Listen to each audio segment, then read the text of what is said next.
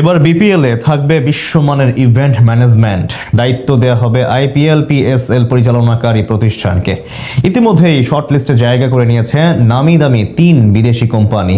আসরের পুরনো জৌলুস ফেরানোর লক্ষ্যে এবার চূড়ান্ত পরিকল্পনা সাজাচ্ছে বিসিবি। তাছাড়া বিগত ভুলভ্রান্তি পেছনে ফেলতে এবারের আসরে থাকছে একাধিক চমক। দেশের ফ্র্যাঞ্চাইজি টুর্নামেন্টের জনপ্রিয় আসর নিয়ে বিসিবির এমন পরিকল্পনা নিয়ে বিস্তারিত জানবো রিপোর্টে।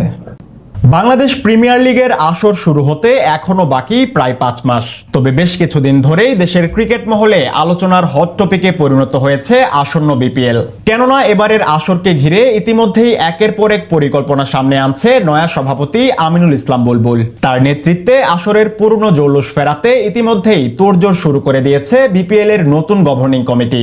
এবার বিশ্বমানের টুর্নামেন্ট নামাতে বিপিএল আয়োজন করবে বিদেশি ইভেন্ট ম্যানেজমেন্ট প্রতিষ্ঠান। সেই লক্ষ্যে দায়িত্ব তুলে দেয়া হবে আইপিএল কিংবা পিএসএল পরিচালনাকারী নামকরা কোম্পানির হাতে। কেননা দেশের ফ্র্যাঞ্চাইজি টুর্নামেন্টের সবচেয়ে জনপ্রিয় আসরে গেলবার ঘটে গেছে একাধিক বিতর্কিত কাণ্ড।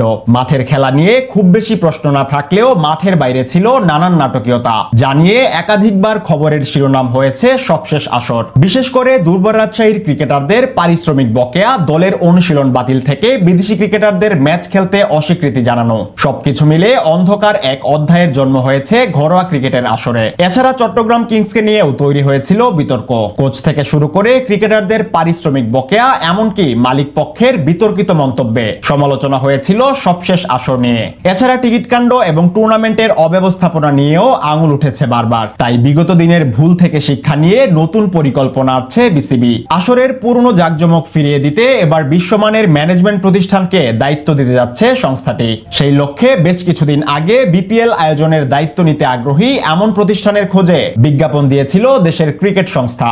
বিসিবির সেই বিজ্ঞাপনে সাড়া দিয়ে বেশ কয়েকটি স্পোর্টস ম্যানেজমেন্ট কোম্পানি যোগাযোগ করেছে তাদের সাথে, যার মধ্যে রয়েছে আইপিএল পিএসএল নিয়ে কাজ করা কয়েকটি প্রতিষ্ঠান। বাংলাদেশের আসর নিয়ে কাজ করতে রীতিমতো মুখিয়ে থাকা প্রতিষ্ঠানগুলো হলো ভারতের রিয়েল ইম্প্যাক্ট, পাকিস্তানের অ্যাপেক্স স্পোর্টস, ইংল্যান্ডের আইএমজি ও অ্যাবসোলিউট লেজেন্ড স্পোর্টস, আমেরিকা ও বাংলাদেশি প্রতিষ্ঠান আইপিজি গ্রুপ, মাইন্ডট্রি লিমিটেড এবং ট্রান্সপোর্ট গ্রুপ। সব মিলিয়ে 7টি প্রতিষ্ঠান নিজেদের আগ্রহ জানিয়েছে বিসিবিকে। এদিকে কোম্পানিগুলোর আবেদনের ভিত্তিতে গেল সপ্তাহে মোট 5টি প্রতিষ্ঠানের প্রেজেন্টেশন নিয়েছে বিসিবি। বিপিএল আয়োজনের লক্ষ্যে তাদের পরিকল্পনার ছক পরীক্ষা নিরীক্ষা করে সবশেষ 3টি প্রতিষ্ঠানের সংক্ষিপ্ত তালিকা তৈরি করেছে ক্রিকেট বোর্ড। গেল দিন বিসিবির বোর্ড মিটিং এ নিয়ে আলোচনা শেষে গণমাধ্যমের কাছে নিজেদের পরিকল্পনা জানিয়েছে বিসিবির মিডিয়া কমিটির চেয়ারম্যান ইফতেখার রহমান মিঠু, যেখানে তিনি বলেন বিপিএল এর ম্যানেজমেন্ট নিয়ে আলোচনা একেবারে চূড়ান্তর পথে। তবে 3 প্রতিষ্ঠানের মধ্য থেকে শেষমেশ কাদের দায়িত্ব দেয়া হবে সেটির জন্য আরো 2-3 দিন সময় লাগবে।